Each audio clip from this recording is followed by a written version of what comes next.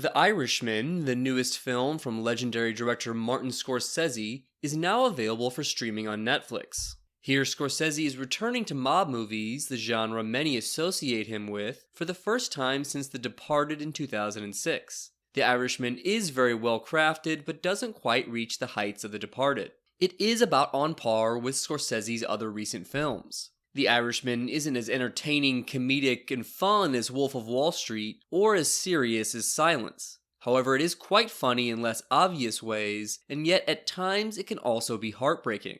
The Irishman is also quite different from Scorsese's other mob movies, as it doesn't glamorize the life as much as flashy works like Goodfellas seem to.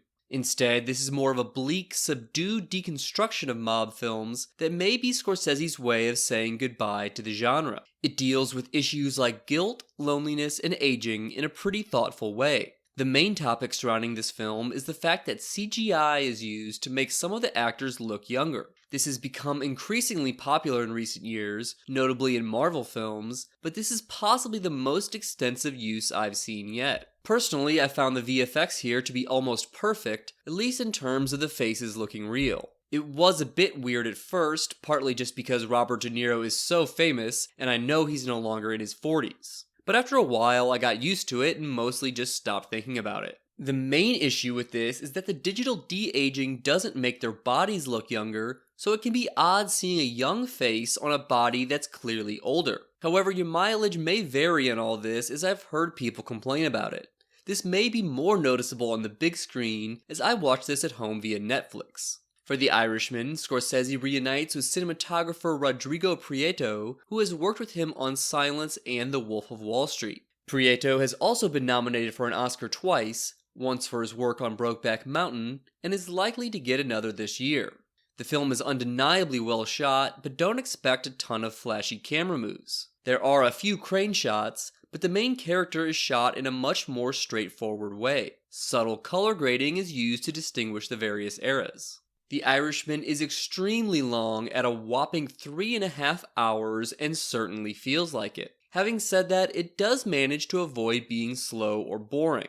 The cast is obviously a highlight here, and we see Robert De Niro reunited with his frequent collaborator Martin Scorsese for the first time in a feature film since 1995. He gives his best performance in many years, if not decades, as the real-life hitman and teamster Frank Sheeran. He's probably going to get a Best Actor nomination at this year's Oscars, and it's 100% deserved. He's joined by another Scorsese alumnus, Joe Pesci, in his first live-action role in almost a decade. He gives a much more subtle performance than what he's known for, and one that's easily one of his career best.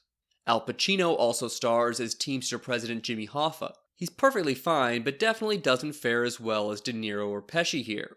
However, like De Niro, he is currently predicted to receive an Oscar nomination according to the award prognostication site Gold Derby.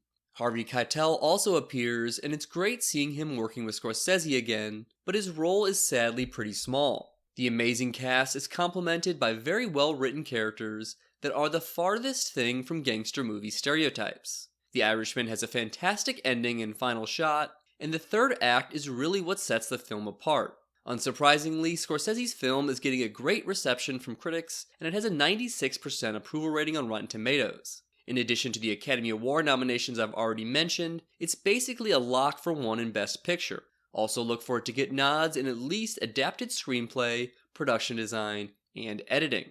That'll be it for this review. Thanks for watching, and please don't forget to subscribe.